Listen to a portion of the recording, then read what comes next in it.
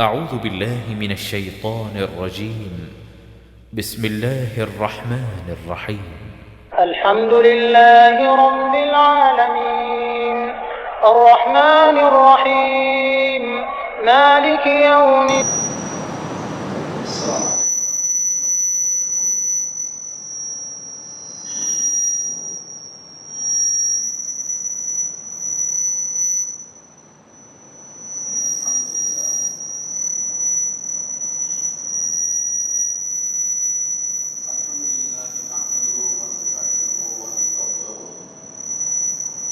نعوذ بالله من شرور أنفسنا وسيئات أعمالنا من يهده الله فلا مضل له ومن يضلله فلا هادي له وأشهد أن لا إله إلا الله وحده لا شريك له وأشهد أن محمدا عبده ورسوله اللهم صل على محمد وعلى آل محمد كما صليت على إبراهيم وعلى آل إبراهيم إنك حميد مجيد اللهم بارك على محمد وعلى آل محمد كما باركت على إبراهيم وعلى آل إبراهيم إنك حميد مجيد أما بعد فقد قال الله تعالى في القرآن العظيم أعوذ بالله من الشيطان الرجيم اتقوا الله حق تقاته ولا تموتن إلا وأنتم مسلمون اتقوا الله الذي تساءلون به والأرحام إن الله كان عليكم رقيبا اتقوا الله وقولوا قولا سديدا يصلح لكم أعمالكم ويغفر لكم ذنوبكم ومن يطع الله ورسوله فقد فاز فوزا عظيما وعد الله الذين آمنوا وعملوا الصالحات ليستخلفنهم في الأرض كما استخلف الذين من قبلهم وليمكنن لهم دينهم الذي ارتضى لهم وليبدلنهم من بعد خوفهم امنا يعبدونني لا يشركون بي شيئا ومن كفر بعد ذلك فاولئك هم الفاسقون. கண்ணியத்துக்குரிய எல்லாம் வல்ல அல்லாஹ்வின் நல்லடியார்களே,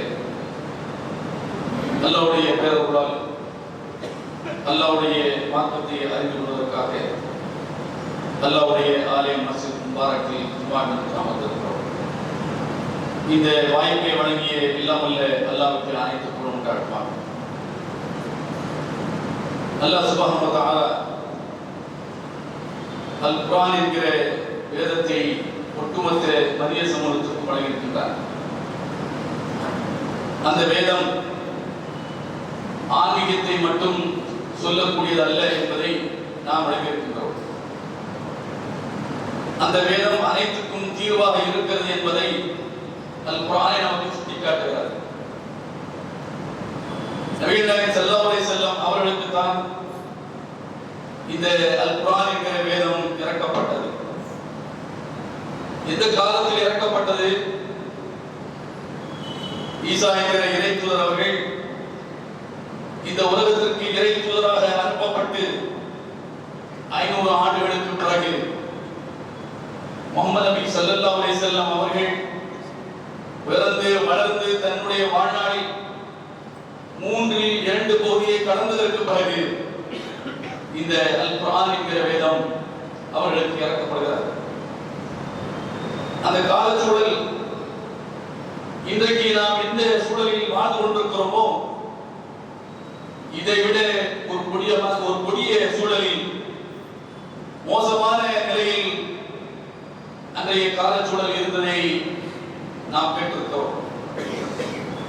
அன்றைய சமூகத்திற்கு அவர்களுடைய தொழிலாக இருந்தது என்பதையும் நாம் அறிவோம். கொலை, கொள்ளை, கற்பழிப்பு, விபச்சாரம், ஏமாற்று, மோசடி, படிப்பறி, அத்தனை சமூக கொடுமைகளும் அந்த மக்களால் அரங்கேற்றப்பட்டதை நாம் அறிந்திருக்கிறோம். அந்த நேரத்தில் தான் முஹம்மது நபி ஸல்லல்லாஹு அலைஹி வஸல்லம் அவர்களுக்கு அல்லாஹ் இந்த வேதத்தை இறக்குகிறார். சமூக குற்றங்கள் ஒருபுறம் இருந்தாலும் அந்த மக்களுடைய எண்ணங்களும் அவர்களுடைய சிந்தனைகளும் அவர்களுடைய இறை கோட்பாடுமே சிதிலமடைந்து சின்னாபின்னப்பட்டு போயிருந்தது.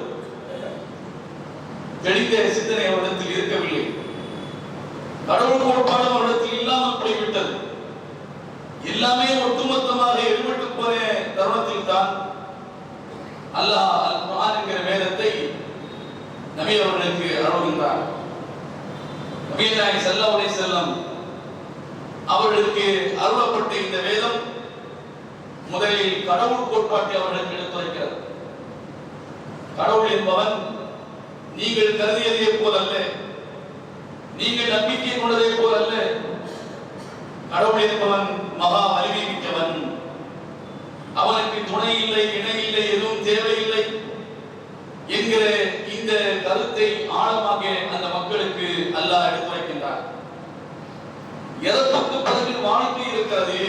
செத்து போனால் மண்ணோடு மண்ணாய் போய்விட்டால் முடிந்து விட்டது நம்முடைய வாழ்க்கை.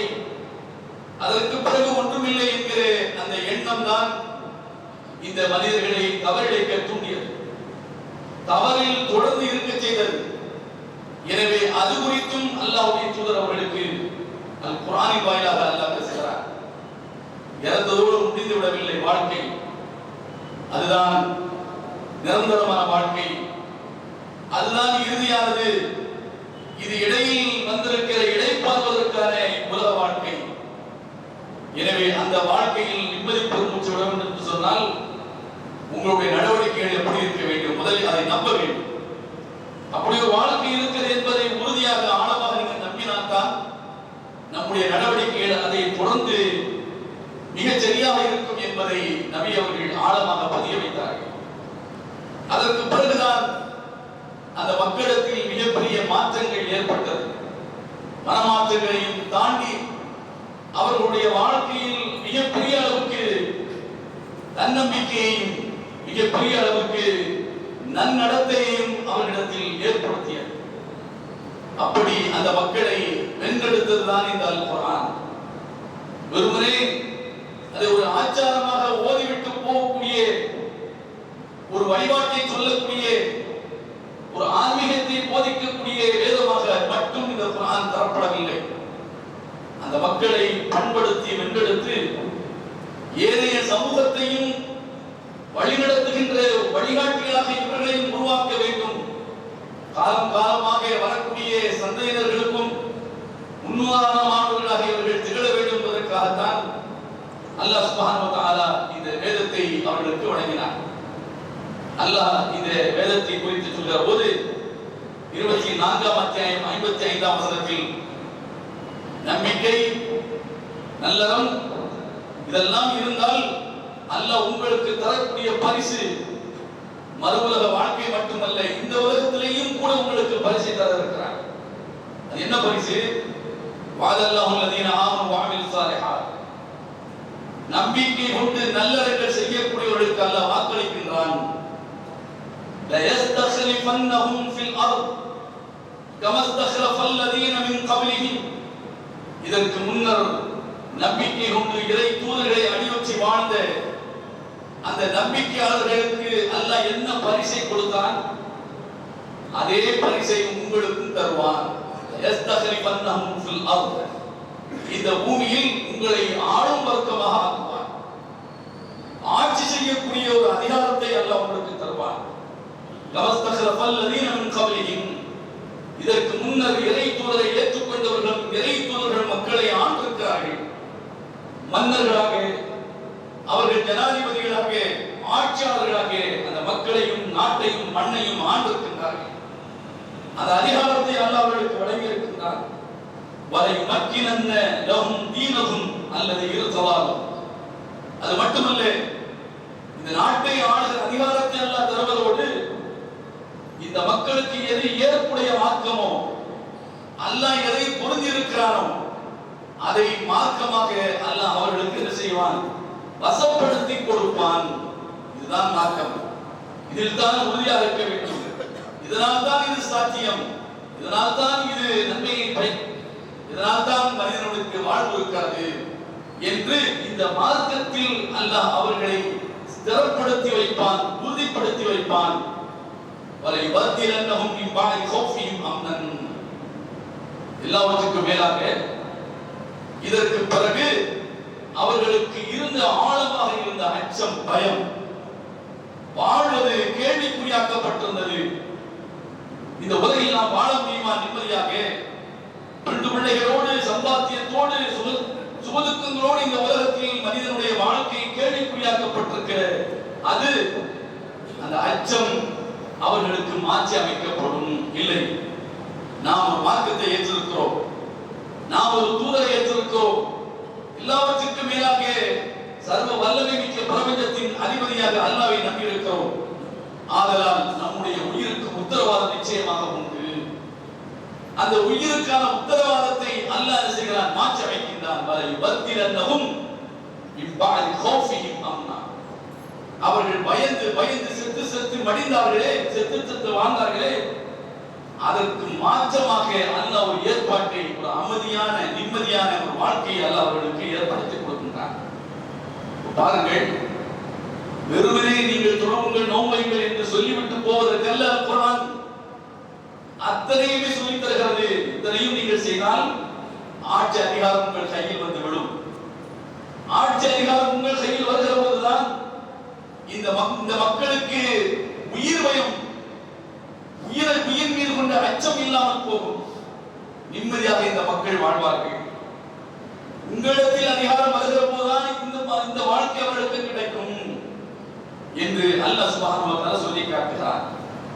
அப்படி என்றால் அதிகாரம் கிடைத்ததற்கு பிறகு நிம்மதியாக வாழ்கிற போது யஅபுதூனனி லா யுஷ்ரிகூன பி ஷைஆ, எனக்கு எதையும் இணை கற்பிக்காமல் என்னை அவர்கள் வணங்கி வழிபாடு செய்வார்கள் என்று அல்லாஹ் சுப்ஹானஹு சொல்லி காட்டு. வமன் கஃபர பஅத ஸாலிக் ஃபஉலாயிக ஹுல் ஃபாஸிகூன்.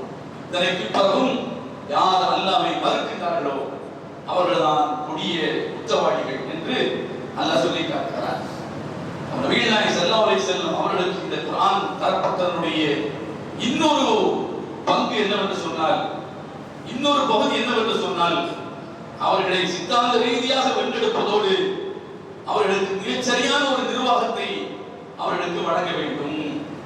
அந்த மிகச் சரியான நிர்வாகம் என்பது அவர்கள் நிம்மதி பெருமூச்சில் விடுவதற்கான ஒரு உத்தரவாதம். எந்த பயமும் இல்லாமல் வாழ வேண்டும். ஒரு காலத்தில் ஒட்டுமொத்த இந்தியாவில், தென் தமிழகத்தில், தென் மாநிலங்களில் தமிழகம், தமிழ்நாடு அமைதி பூங்கா என்று சொல்லிக் கொண்டார்கள். வடநாடுகளில் எல்லாம் உயிர் பயம், அங்கு சம்பாதிக்க முடியாது, பொருளை சேர்க்க முடியாது, உள்ளவு கீழே விட்டுட்டு நிம்மதியாக போக முடியாது, வர முடியாது. ஒரே கொள்ளை, கொலை, கற்பழிப்பு, வழிப்பறி, பித்தலாட்டம், மோசடி. ஆதலால் தான் அங்கு இருக்கிற குஜராத்திகளும் மார்வாடிகளும் மொத்தமாக வாரி சுருட்டிக் கொண்டு நிம்மதியாக சம்பாதித்து வாழ வேண்டும், பொருளாதாரத்தை மக்களிடத்திலிருந்து பொருளாதாரத்தை ஈட்டுவதோடு அந்த மக்களை நாம் அடிமைப்படுத்துகின்ற ஒரு நிலையை அடைய வேண்டும் என்று சொல்லி தமிழகத்தை நோக்கி வந்தார்கள்.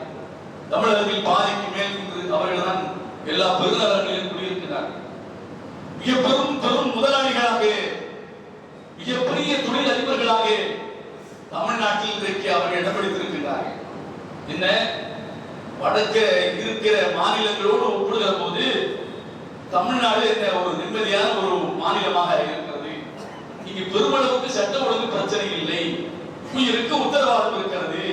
அப்பதான் என்ன, வெளிநாடுகளுக்கு எல்லாம் போய் மோடி மசா என்ன செய்தாரு, இந்தியாவுக்கு வாங்க, இங்க வாங்க, என்ன இங்க வந்து தொழில் செய்யுங்க, இங்க வந்து அதை செய்யுங்க, இதை செய்யுங்கன்னு சொல்லி மொத்தத்துக்கு பெரிய வலையை விரிச்சு எல்லாருக்கும் அழைப்பு கொடுத்தார். ஒருவரும் இங்க வர மாதிரி இல்லையே. இங்கு நாம் செய்யக்கூடிய முதலீடுக்கு உத்தரவாதம் இல்லை. இந்தியாவில் சட்ட ஒழுங்கு சரியில்லை. இங்கு துவேஷம் தான் மக்களிடத்தில் வேரூன்றி இருக்கிறது. பெரும்பான்மையினர் சிறுபான்மையை அடித்து நொறுக்கின்றார்கள். இங்கு நாம தொழில் செய்து சம்பாதிக்க முடியாது, இங்கு முதலீடு செய்தால் எல்லாமே சர்வநாசமாகி போய்விடும் என்று யாரும் இங்க வருவதே இல்லை. வருவதற்கு யோசிக்கிறார்கள், வாங்க வாங்க என்கிறார்கள், வர யோசிக்கிறார்கள். அதெல்லாம போய் பார்க்கிறாங்க, இங்கெல்லாம போய் சுத்தி அடிச்சாச்சு, அதற்காக தனியா ஒரு 8000 கோடியில ஒரு விமானத்தை என்ன ரெடி பண்ணி போய் பறந்து பார்த்தாச்சு, ஒண்ணு நடக்கல. என்ன காரணம், அவர்கள் அங்கிருந்து என்ன செய்யறாங்க, சேட்டலைட் வழியா கூழ் வழியாக இந்தியாவில் என்ன நடக்குதுன்னு சொல்ல பார்த்துட்டு இருக்காங்க. இந்தியாவில் அங்கு மிகப்பெரிய அச்சுறுத்தல் இருக்கிறது. ஒரு அமைதியான நிர்வாகம் அங்கு இல்லை. அங்கு சிறுபான்மையை நசுக்கப்படுகிறார்கள், காட்டுமிராண்டித்தனமாக அடித்து கொலை செய்யப்படுகிறார்கள். இங்கு போய் எப்படி நாம தொழில் செய்வது? நம்ம அங்க முதலீடு பண்ணோம்னா எல்லாத்தையும் விட்டு இந்த ஓட்டாடியாக திருப்பி வர வேண்டும். ஆனால் எந்த பெரும் நிறுவனங்களும் வெளிநாடுகளிலிருந்து இந்தியாவுக்கு வருவதற்கு யோசிக்கிறார்கள். இந்தியாவில் இருக்கிற மார்வாடிகள் மற்றவர்களும் தான் தமிழ்நாட்டில் வந்து என்ன தொழில் தொடங்க வேண்டும் என்று நினைக்கிறார்கள். ஏன் மற்ற மாநிலங்கள் இன்னும் பரவாயில்லை. அப்போ மக்கள் என்ன நினைக்கிறார்கள்? 100 பேரில் 5 பேர் 2 பேர் என்ன ரவுடிகளா இருப்பார்கள், மிகப்பெரிய கொடூரமான குற்றவாளிகளா இருப்பார்கள். 98 பேர் நாம சம்பாதிக்க நாம அமைதியா இருக்கும், நம்ம முன்னாடி பிள்ளைங்க அமைதியா இருக்கணும், நம்முடைய பொருளாதாரம் யாராலும் எந்த சேதமும் அடைந்துவிடக் கூடாது என்றுதான் நினைக்கிறார்கள். அதற்கான உத்தரவாதம் இந்த நாட்டுடைய சட்டம் தருகிறதா என்று சொன்னால் இல்லை. இத்தனை ஆண்டுகளாகிவிட்டது. 75 சுதந்திரமடைந்து 75 தொடர இருக்கிறோம். 75ஆம் ஆண்டை கொண்டாட இருக்கிறோம். சென்ட்ரல் விகார் என்கிற ஒரு கட்டடத்தை கட்டி திறக்க இருக்கிறோம். அங்காங்கே என்ன செத்து மடிகிறார்கள். அரசு அதிகாரிகளுக்கு உயிருக்கு உத்தரவாதம் இல்லை, பொதுமக்களுடைய உயிருக்கு உத்தரவாதம் இல்லை. இந்த சட்டத்தை அந்த நாட்டில் சாதித்தது என்ன? ஒன்றுமில்லை. வலியவனுக்கு ஒன்று, எளியவனுக்கு ஒன்றுதான் நாட்டில் நடைமுறை இருக்கிறது. ஆனால் அல்லாஹ்வுடைய தூதர் வாழ்ந்த காலத்தில் இதை விட ஒரு கொடுமை அங்கு தாண்டவம் ஆடியது. மிகப்பெரிய அளவுக்கு உக்கிரம் எடுத்து போர தாண்டவம் ஆடியது. அந்த மக்கள் தான் பின்னாடி காந்தி போன்றவர்களால் உமருடைய ஆட்சி வேண்டும் என்று சொல்லுகின்ற அளவுக்கு அந்த மக்களை இந்த குர்ஆன் உருவாக்கி, அதைத்தான் அல்லாஹ் சொல்லி காட்டுகிறார். நம்பிக்கை கொண்டு நல்ல செயல் புரிந்தால் முன்னர் வாழ்ந்த அந்த மக்களுக்கு ஆட்சி அதிகாரத்தை எப்படி நாம் வழங்கினோமோ அந்த ஆட்சி அதிகாரத்தை உங்களுக்கும் நாம் வழங்குவோம். உங்களுக்கு எது ஏற்புடைய மார்க்கம் என்பதை அல்லாஹ் உங்களுக்கு தருவான். அதில் நீங்கள் உறுதியாக இருப்பீர்கள். அல்லாஹ்வுடைய தூதர் தோழர்கள் அல்லாஹ்வை நம்பினார்கள், நல்லா புரிந்தார்கள், அதிலேயே உறுதியாக நிலைத்திருந்தார்கள். அந்த மார்க்கத்தில் இஸ்லாத்திலேயே நிலைத்திருந்தார்கள். அல்லாஹ் அவர்களுக்கு அதிகாரத்தை கொடுத்தார். மிகப்பெரிய ரோமாபுரி சாம்ராஜ்யம் எல்லாம் அவருடைய காலடியில் வந்து வீழ்ந்தன. நபிகள் நாயகம் ஸல்லல்லாஹு அலைஹி வஸல்லம் அவர்களுக்கு பிறகு குலஃபாய் ராஷிதீன் என்கிற 4 கலீஃபாக்களுடைய ஆட்சி மிகப்பெரிய அளவுக்கு விரிவடைந்தது. அரபு நாடு முழுக்க அண்டை நாடுகளை எல்லாம் வென்றெடுத்தது. என்ன காரணம்? இந்த குர்ஆன் வெறுமனே தொழுகை நோன்பை மட்டும் சொல்லிவிட்டு போகவில்லை. மனித சமூகம் நிம்மதியாக வாழ்வதற்கான அத்தனையும் சொன்னதின் காரணத்தினால் அந்த உயிருக்கான உத்தரவாதத்தை அதிகாரத்தின் மூலமாக அந்த மக்களுக்கு இஸ்லாம் வழங்கியது, குர்ஆன் வழங்கியது. அதைத்தான் அல்லாஹ் சுப்ஹானஹு வ தஆலா இந்த வசனத்திலே சொல்லி காட்டுகிறார். நம்பிக்கை நற்செயல், பிறகு அதிகாரத்தை அல்லாஹ் தருவான். அச்சத்திற்கு பிறகு அமைதியான வாழ்க்கையை அல்லாஹ் தருவான். அச்சத்திற்கு பிறகு அமைதியான வாழ்க்கை என்பது சட்டத்தின் மூலம் ஒரு பகுதி அமைதியான வாழ்க்கையை நிலைநிறுத்த முடியும். அதை நபிகள் நாயகம் ஸல்லல்லாஹு அலைஹி வஸல்லம் வார்த்தைகளால் நாம் அதை கேட்கலாம். அதி பின் ஹாத்திம் என்கிற நபி தோழர் சொல்லி காட்டுகிறார். புகாரியில் 3595வது ஹதீஸாக இடம்பெற்றிருக்கிறார். பைனான இந்த நபி ஸல்லல்லாஹு அலைஹி வஸல்லம் இது அதாஹு ரஜுல் ஃபஷகா இலைஹி ஃபாக்கா ثم اتى اخر فشكا قطع السبيل. நான் நபியோடு இருந்து அமர்ந்திருக்கிற போது ஒரு மனிதர் வருகிறார். அல்லாஹ்வின் தூதரே, கொடுமையான வறுமை, பசியும் பட்டினியுமாக கிடந்து வாடி வதங்க வேண்டி இருக்கிறது. அந்த வறுமையை போக்குவதற்கு ஏதாவது வழி சொல்லுங்கள். இன்னொரு வருகிறார். அல்லாஹ்வின் தூதரே, வழிப்பறி நடக்கிறது, இதற்கு வழி சொல்லுங்கள். அவங்களுக்குரிய பிரச்சனைய அல்லாஹ்வுடைய தூதர் வந்து இருக்கிறாங்க சொல்றாங்க. நபிகள் நாயகம் ஸல்லல்லாஹு அலைஹி வஸல்லம் அவர்கள் அந்த சபையில் இருந்த இந்த செய்தியை அறிவிக்கக்கூடிய அதி பின் ஹாத்திம் என்கிற தோழரை பார்த்து, அரைத்தல் ஹியரா, அதி ஹியரா என்கிற அந்த ஊரை உங்களுக்கு தெரியுமா? ஹியரா என்பது அது ரோமபுரி பேரரசு. ரோமபுரி பேரரசு ஹீரா என்கிற நகரத்தை தெரியுமா? அதி சொல்கிறார், லம் அரஹா வகத் உம்பில்து அன்ஹா, நான் அதை பார்க்கல, நான் கேள்விப்பட்டிருக்கிறேன். நபிகள் நாயகம் சொல்றாங்க, இன் தாலத் பிக ஹயாத்துன் லா தரயன்ன ضعينا ترتحل من الحيرة حتى تطوف بالكعبة لا يخاف أحدا إلا الله. நீ நீண்ட நாள் இருப்பை என்று சொன்னால், நீ உயிரோடு இருப்பாய் என்று சொன்னால், அந்த ஹேரா என்கிற அந்த ஊரிலிருந்து, அது ரோமபுரியில் இருக்கிறது, ரோம் தேசத்தில் இருக்கிறது, அங்க இருக்கிற அந்த ஹேரா ஊரிலிருந்து ஒரு பெண் ஒட்டகத்தில், அந்த ஒட்டக சிவி என்று சொல்வார்கள், ஒட்டகத்தை உட்கார்றதுக்கு ஒரு ஆசனத்தை மேல வச்சிருப்பாங்க, அப்பதான் இருக்க முடியும். மற்ற உயிரின மாதிரி கிடையாது, அது என்ன குன்றும் குழியுமா இருக்கும் அதனுடைய முதுகு. அந்த சிவிகையில் ஒரு பெண் அமர்ந்து, அவள் அங்கிருந்து புறப்பட்டு காபாவுக்கு வந்து காபாவை தவாப் செய்வாள், காபாவை வளர்வாள். அல்லாஹ்வை தவிர யாருக்கு வஞ்ச மாட்டாள். உயிருக்கு உத்தரவாதம் உண்டு. தன்னந்தனியாக ஒரு பெண் இத்தனை மைல்கள் பயணப்பட்டு காபாவுக்கு வந்து அவள் தவாப் செய்வதை நீ உயிரோடு இருந்தால் பார்ப்பாய்.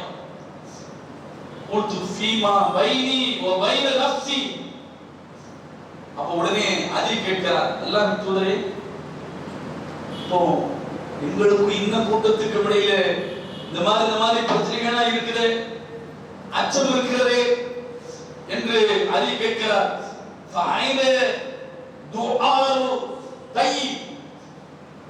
அந்த தை குடும்பத்தை சேர்ந்த அந்த ஹீரா என்கிற அந்த ஊரில் இருந்து காபாவுக்கு வர வேண்டும் என்று சொன்னால் பல ஊர்களை கடக்க வேண்டும், பல கோத்திரங்களை கடக்க வேண்டும்.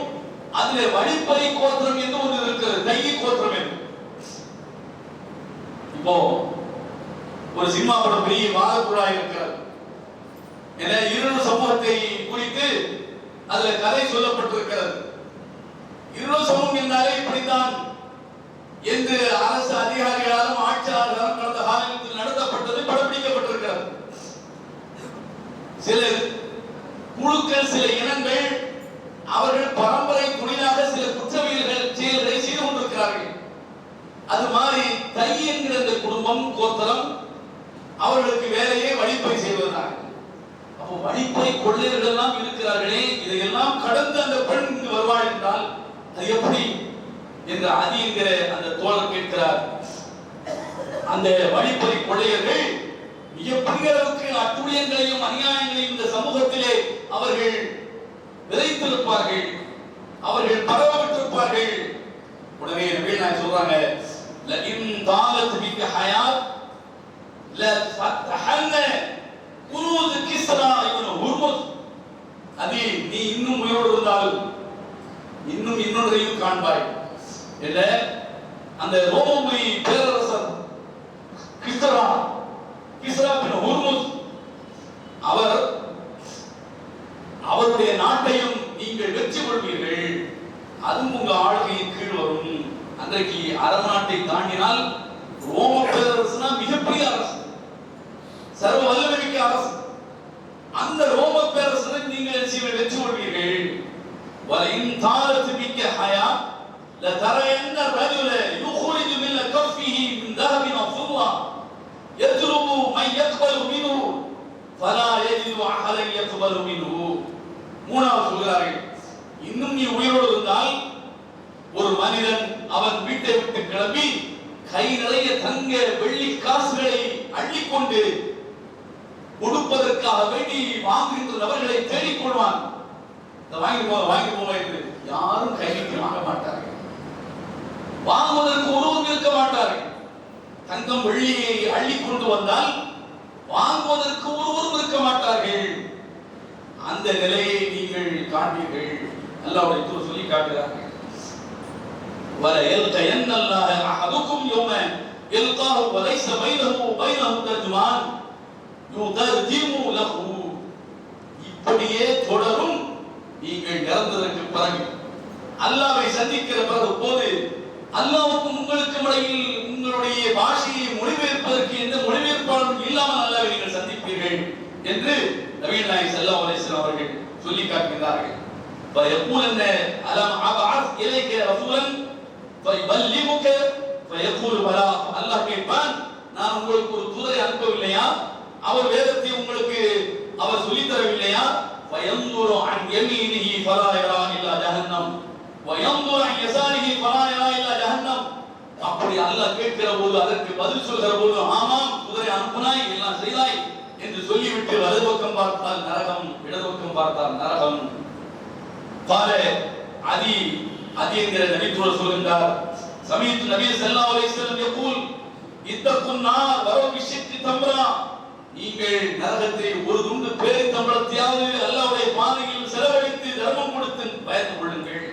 ومن لم يجد شقة تمرة, அந்த ஒரு துண்டு பேரித்தம்பழம் கூட கொடுப்பதற்கு இல்லை, ஒன்றும் இல்லை, வக்கில்லை, வழியில்லை தர்மம் செய்வதற்கு. فبكلمة طيبة, நல்ல வார்த்தையாவது சொல்லுங்கள். قال عدي رأيت راعينا. இந்த செய்தியை சொல்லக்கூடிய அதி சொல்கிறார், இது ஒரு கட்டத்தில் நடந்தது. நபிகள் நாயகம் ஸல்லல்லாஹு அலைஹி வஸல்லம் உயிரோடு இருக்கிற போது இது நடந்தது. நபிகள் நாயகம் ஸல்லல்லாஹு அலைஹி வஸல்லம் இறப்புக்கு பிறகு இந்த அதி பின் ஹாத்திம் என்கிற சஹாபி உயிரோடு இருக்கிறார். அல்லாஹ்வுடைய தூதர் சொன்னார்களா இல்லையா, அல்லாஹ் உனக்கு ஹயாத்தை தந்தால், உனக்கு இன்னும் வாழ்க்கையை தந்தால் இதெல்லாம் பின்னால் நடக்கும், நீ அதை பார்ப்பாய் என்று சொன்னார்களா இல்லையா? அதை அதி கண்கூடாக பார்க்கிறார், பின்னாளில் பார்க்கிறார். ஃபரைது வஹீனா தர்தஹிலு மினல் ஹியரா ஹத்தா ததுஃப பில் கஅபா லா தகாஃப் இல்லல்லாஹ். அந்த ஹியரா என்கிற நாட்டிலிருந்து, அந்த ஊரிலிருந்து ஒட்டகைச்சிவியில் ஒரு பெண்மணி தன்னந்தனியாக கஅபாவுக்கு வந்து காபாவை அவள் அல்லாஹ்வை தவிர யாருக்கும் பயப்படாமல் காபாவை வலம் செய்து விட்டு போனாள். அந்த காட்சியை என் கண்ணால் கண்டேன். وكنت في من افتتح كنوز كسرى بن هرمز.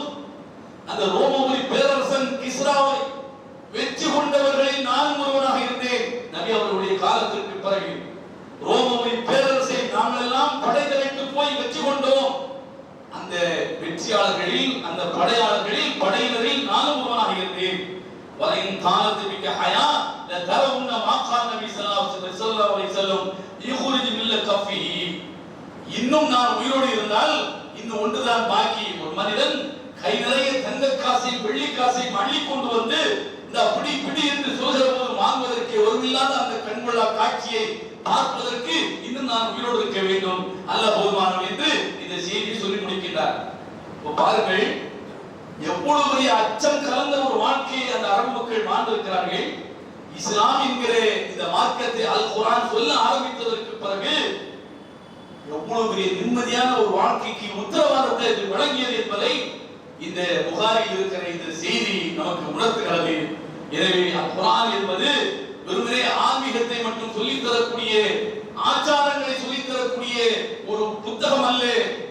அது ஒட்டுமொத்த மனித சமூகத்தையும் புரட்டி போட்டு மிக நிம்மதி பெருமூச்சு விட்டு சகஜமான ஒரு வாழ்க்கையை வாழ வைப்பதற்காக வேண்டி வந்த அது வான்முறை என்பதை நாம் புரிந்து கொண்டு அதன் வழியில் நடைபெறுவதற்கு அருள்பாலிக்க வேண்டும். அல்ஹம்துலில்லாஹி ரப்பில் ஆலமீன்.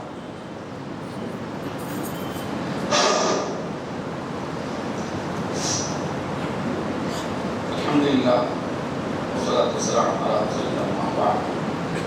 இத்தகுல்லாஹ ஹக்க துகாத்திஹி வலா தமூத்துன்ன இல்லா வ அன்தும் முஸ்லிமூன். கணிதக்குரிய எல்லாம் உள்ள அல்லாஹ்வின் நல்லடியார்களே, அல்லாஹ் சுப்ஹானஹு வ தஆலா என்றைக்கு அல் குர்ஆன் இந்த மக்களை ஆளுகிறதோ அன்றைக்கு தான் இந்த மக்கள் அமைதியான வாழ்க்கையை வாழ முடியும் என்பதற்கு குர்ஆனில் நபி அவர்களுடைய வாழ்க்கையிலும் ஏராளமான சான்றுகளை நாம் பார்க்கிறோம்.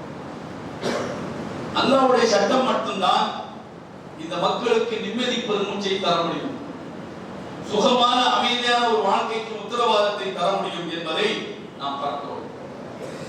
தினசரி பாருங்கள், தமிழகத்தில் சரி, அண்டை மாநிலங்களிலும் வட மாநிலங்களிலும் அன்றாடம் குற்றச்செயல்கள் மலிந்து காணப்படுகின்றன. தினசரி இப்போ பத்திரிகை தினசரி ஊடகங்களில், சமூக ஊடகங்களில், தொலைக்காட்சியிலும் போக்சோ சட்டம் என்ன வந்துட்டு, அவர் போக்சோ சட்டத்தில் கைது, இவர் போக்சோ சட்டத்தில் கைது, என்ன ஆசிரியர் கைது, பேராசிரியர் கைது, முதல்வர் கைது, வைஸ் சான்சலர் கைது, இப்படி வந்து கொண்டே இருக்கிறார். போக்சோ சட்டம் போக்சோ சட்டமாக இருக்கிறது. ஏன் அது தினசரி வந்துட்டே இருக்கு? தினசரி போக்சோ சட்டம் பாய்கிறது. யார் மீது பாய்கிறதோ அவர்கள் மிக சாதாரணமாக இருக்கிறாங்க. எந்த மாற்றத்தையும் மனமாற்றத்தையும் அவர்களுக்கு இந்த போக்சோ சட்டம் தரவில்லை.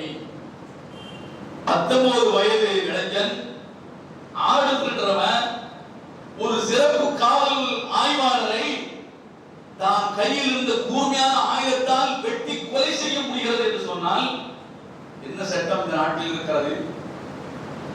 ஆடு திருடுகின்ற சிறுவர்கள் ஒரு ஆய்வாளரை கொல்ல முடியும் என்று சொன்னால் என்ன சட்டத்தினால் இங்க கொண்டு வாங்க? அது விளங்கவே விளங்காது. மனித சட்டங்களால் இந்த சமூகத்தில் மிகப்பெரிய மாற்றத்தை தரவே முடியாது. இந்தியாவில் மட்டுமல்ல, உலகம் முழுக்க அதுதான். அந்த சட்டம் நிச்சயமாக என்றைக்கு ஈடுபட்டு அல்லாஹ்வுடைய சட்டம், இறை சட்டம், அல் குர்ஆனுடைய சட்டம் நடைமுறைக்கு வருகிறதோ அன்றைக்கு தான் என்ன ஒரு அன்றாட வாழ்க்கை அமைதியான ஒரு வாழ்க்கையாக இந்த சமூகத்தில் பார்க்கப்படும் என்பதை நாம் இங்கு புரிந்து கொள்ள வேண்டும். நபிகள் நாயகம் ஸல்லல்லாஹு அலைஹி வஸல்லம் அப்படிப்பட்ட ஒரு வாழ்க்கையை நமக்கு வாழ்ந்து காட்டி வழிகாட்டி சென்றிருக்கிறார்கள். அதை நாமும் உணர்ந்து மற்றவர்களுக்கு உணர்த்த கடமைப்பட்டிருக்கிறோம் என்பதை கூறி, இந்த வர இருக்கிற நகர் மாநகராட்சி தேர்தல் இன்றைக்கு அரசும் அரசியல் கட்சிகளும் தயாராக இருக்கிறார்கள். நமக்கு அதை பற்றி எந்த சிந்தனையும் இல்லை. நம்முடைய சிந்தனை எல்லாம் என்ன? சம்பாதிக்கணும், சாப்பிடணும், என்ன சவர்மா எங்க இருக்குது, டீ டைம் எங்க இருக்கு, போய் பார்த்து என்ன டைம் பாஸ் பண்ணணும் என்பதுதான் நம்முடைய சிந்தனை. ஆனால் என்ன, அது இந்த சமூகத்திற்கு செய்யப்பட்டிருக்கிற ஒரு மிகப்பெரிய குளறுபடி. யாரும் அதை கண்டுகொள்வதே இல்லை. ஒரு கட்டத்தில் 14 உறுப்பினர்கள், 12 உறுப்பினர்கள், 16 உறுப்பினர்கள் இந்த சமுதாயத்தின் சார்பாக நகராட்சியில் இருந்தது போய் இப்ப அது மிகவும் என்ன அருகி போயிருக்கிறது. என்ன காரணம்? வார்டு அதாவது மறு வரையறை என்கிற பெயரில் ஒவ்வொரு வார்டுக்கும் வாக்காளர்களுடைய எண்ணிக்கையை அதிகப்படுத்தி இருக்கிறார்கள். வார்டு குறைந்து விட்டது.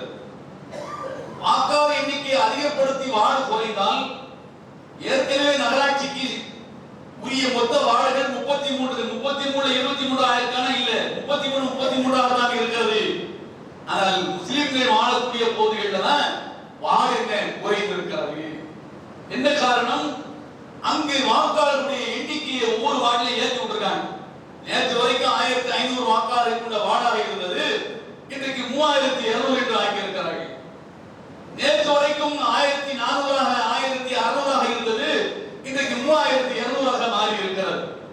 இப்படி மிகப்பெரிய ஒரு குளறுபடி நடைபெற்றிருக்கிறது என்பதை ஒரு சில வார்டுகளை மட்டும் உங்களுக்கு நான் கோடிட்டு காட்ட கடமைப்பட்டிருக்கிறேன். 30வது வார்டு 1452 வாக்குகள். 30வது வார்டு அது எங்க இருக்குங்கிறது நீங்க பாத்துக்கிட்டீங்க. கடகாதீஸ்வரர் மேலக்கடையில் 1452. 22வது வார்டு 1450 வாக்கு. இது பிள்ளையார் கோவில், வடக்கு தென்னுடல், பாரதியார் தெரு, பஜார் ரோடு. 2வது வார்டு 1514. இது முப்படாயம்மன் கோவில் தெரு, கற்பக விநாயகர் கோவில் தெரு, அந்த ஏரியா கிருஷ்ணாபுரம். 7வது வார்டு 1660. அடுத்து இங்க வாங்க. 13வது வார்டு 2610 பேட்டை, நத்தோடு தர்கா தெரு, நத்தோடு வடக்கு தெரு, மாம்பாடு ரோடு, எல்லாமே என்ன 14வது வார்டு 2610 ஓட்டு. 6வது வார்டு ராமநாதபுரம் 9 8 10 12 அந்த ஏரியா 6வது வார்டு 1792 வாக்குகள். 11வது வார்டு 1982 வாக்கு. இது ராமநாதபுரம் 4 5 6 7 தெருக்கள். 12வது வார்டு 2345 ராமநாதபுரம் வடக்கு தெரு, தெற்கு தெரு, 3வது தெரு எல்லாம். 17வது வார்டு 2612 வாக்குகள். 18வது வார்டு 2323 வாக்குகள். 19வது வார்டு 2812 வாக்குகள். இது பேட்டை, அழகு மகதன் தெரு, புதுமனை தெரு, ரைஸ் மில் தெரு. 2812 ஓட்டு ஒரு வார்டு. 20வது வார்டு 2075. இது மதினா நகர் 1 2 3 4 5 6 7 8 சந்தைகள் எல்லாம் சேர்த்து 2075 வாக்குகள். 21வது வார்டு 3402 வாக்குகள். இது பஜார், அலிமுகத் தெரு, நைனா முகமது பள்ளிவாசல் தெரு, பரசுராபுரம் வடக்கு தெரு, தெற்கு தெரு எல்லாம் சேர்த்து 3402 ஓட்டு ஒரு வார்டு. அது 24வது வார்டு 3167. இது எங்க எரசலாபுரம், அலிமுகத் தெரு, கல்லூரி தெரு எல்லாம் சேர்த்து மொத்தம் 3167 ஓட்டு. 25வது வார்டு 3413. பஜார், அப்புறம் என்ன, அதாவது பெரிய தெரு, பூத்தெரு, அடக்குள தெரு, கந்தமசா தெரு, இது எல்லாமே சேர்த்து 3413 ஓட்டு. 33வது வார்டு 3031 ஓட்டு. இக்பால் வடக்கு, நடுத்தரு, ஆயிஷாமா தெரு, ஆமினாமா தெரு, ஆயிஷா தெரு, அந்த தெரு எல்லாம் சேர்த்து 3031 ஓட்டு. எப்படிப்பட்ட தமிழகங்களை நம்ம வரி பணத்தால இந்த நகராட்சி நடக்குது. நம்ம தலையிலே உணவு வைக்கிற வேலை பண்ணிருக்காங்க. நம்ம அதை பற்றி எந்த சிந்தனையும் இல்லை. இங்க இருக்கிற அரசியல் கட்சிகளும் சரி, சமுதாய இயக்கங்களும் சரி, அதை கண்டுகொள்ளவே இல்லை. நம்முடைய பிரதிநிதித்துவம் இருந்தால் தான் நம்ம கோயில நல்ல திட்டங்களை என்ன செய்ய முடியும், கொண்டு வர முடியும். அதற்கு எந்த வழி வாய்க்கால் இல்லாமல் போய்விட்டது. எனவே இது உங்களுடைய சிந்தனைக்கு அசை போடுவதற்காக நான் எடுத்து வைத்திருக்கிறேன். இதை எப்படி நீங்கள் நடைமுறைப்படுத்துவது, எங்கு போய் அதை நாம் எடுத்துரைப்பது என்பதை உங்களுக்கு, உங்களுடைய கவனத்துக்கு நான் விட்டு விடுகிறேன். அதோடு மட்டுமல்லாமல் இது வேறு கிராமங்களாக இருந்தால், வேறு வேறு நகரங்களாக இருந்தால், வேறு வேறு சமூகங்களை சார்ந்தவர்களாக இருந்தால் இதுக்குள்ள ஆகா ஓன்னு தமிழ்நாடு ரெண்டாயிரம் நம்ம விசாம அமைதி என்ன தேர்வு விட்டாலும் தடை கொடுத்து நம்ம விசாம இருக்கும். அதனால பாருங்க, 700 ஆயுள் கைதிகளை விடுதலை என்கிற பெயரால், அண்ணாவுடைய பிறந்த நாளில் விடுதலை என்கிற பெயரால் அரசு என்ன விடுதலை செய்கிறது. அதை விடுவிப்பதற்கு என்ன சில பல நிபந்தனைகளை போட்டு நம்ம ஆட்களை கழிக்கிறதுக்கு என்ன வழி அதை பார்த்துருக்கேன். என்ன சமூக, அதாவது மத மோதல், என்ன இரு சமூகங்களுக்கிடையில் மோதல், அரசியல் தலைவர்கள் கொலை, இந்த மாதிரியான குற்றவாளிகள் யாரெல்லாம் ஆயுள் இருக்காங்களோ அவங்க எல்லாம் விடுதலை செய்யறது இல்லை. என்ன இது அநியாயம்? ஆயுள் கைதியை விடுதலை என்பது அவரை ஆயுள் கைதாக்காக பார்க்க வேண்டும். அதுவும் மதமா? அது இச்சம் வாய்ந்த முஸ்லிம்கள் தானா? என்ன தேர்தலில் நிற்பதற்கு முன்னர், தேர்தலில் அதாவது ஓட்டு கேட்டு வருகிற போது நான் உடனே வந்தவுடனே கைது போட்டு முதல் கைதாதான் உங்களை நான் விடுதலை பண்ணிடுவேன். வந்ததற்கு பிறகு அதிகாரிகள் தனக்கு தரக்கூடிய இந்த பட்டியலை வாங்கி கையெழுத்து போட்டு அதுல நீ கிடையாது, நீ கிடையாது, நீ கிடையாது போ. அப்போ இது எதை காட்டுது என்று சொன்னால், அதே காட்சி ஆட்சிதான் என்ன மாறி இருக்கிறது. இது போகிற போக்கை பார்த்தால் இனி வரக்கூடிய காலங்களில் இதுவும் கூட பிஜேபிக்கு ஜாதாடிக்கக்கூடிய ஒரு அரசாக ஆகுமோ என்ற ஒரு அச்சத்தை ஏற்படுத்துகிறது. எனவே இந்த சமுதாயத்தின் சார்பாக கண்டனத்தை பதிவு செய்து நிறைவு செய்கிறேன். வாரம் முன்னிலாகி